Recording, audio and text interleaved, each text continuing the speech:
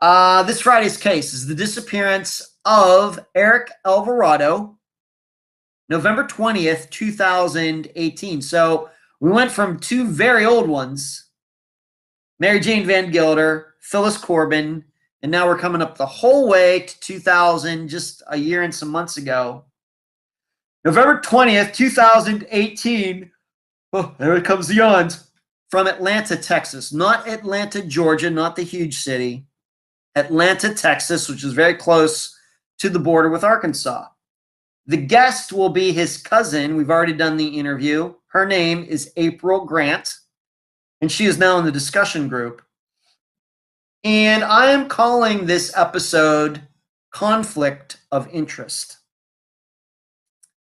Because, and I'll just tell you this right now, that what ends up happening in this disappearance is that Eric and his wife's next door neighbor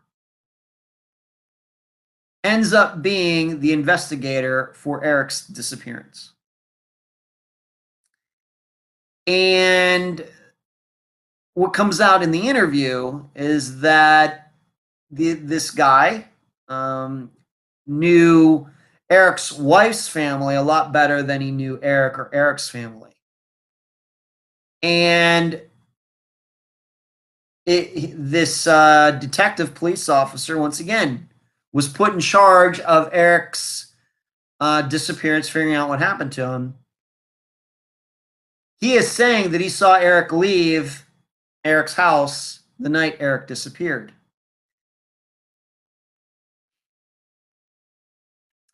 And so that's why we're calling this,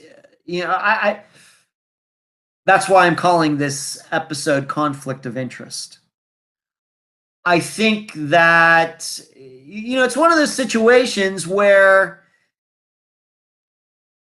if you go missing, maybe you might want somebody who knows you well to be in charge of the investigation, but on the other hand, maybe not.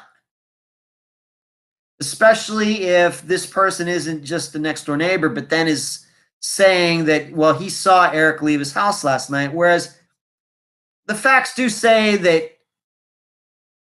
the Jeep did leave the house last night, but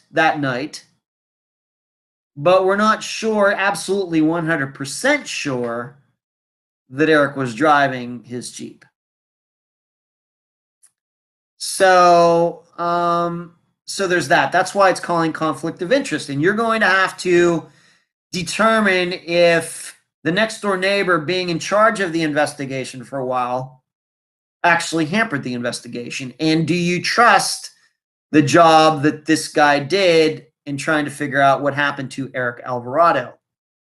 There's going to be another part of this, I think, that's going to remind you of the Brandon Lawson case, speaking of Texas, where Eric's Jeep was found. However, it was found over the state line in Arkansas. Just like Brandon Lawson's truck was found, or car, whatever he was driving. And it's in an area where it's no dense forest or anything. It's pretty flat land, not a lot of trees. And you're going to have to ask yourself, is it possible that Eric really did walk off?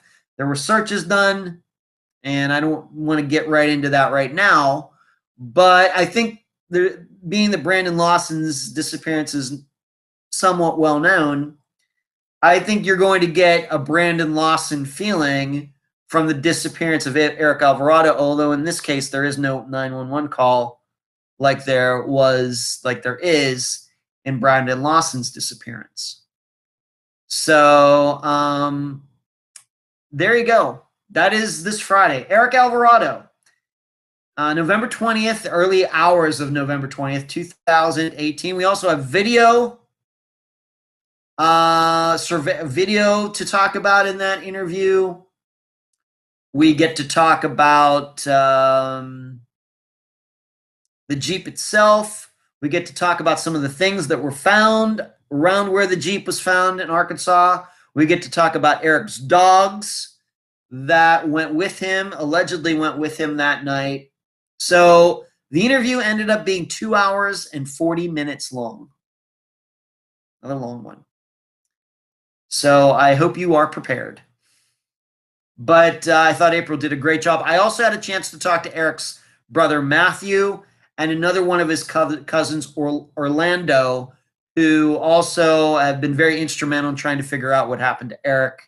And I also, after the interview is over, pass along their thoughts about what happened as well. Lot of rumors in this disappearance. I'm telling you that we don't go through them, but I think once you hear the interview and find out more about Eric, you'll understand why so many rumors swirl around this disappearance. So you can be looking into that before Friday comes.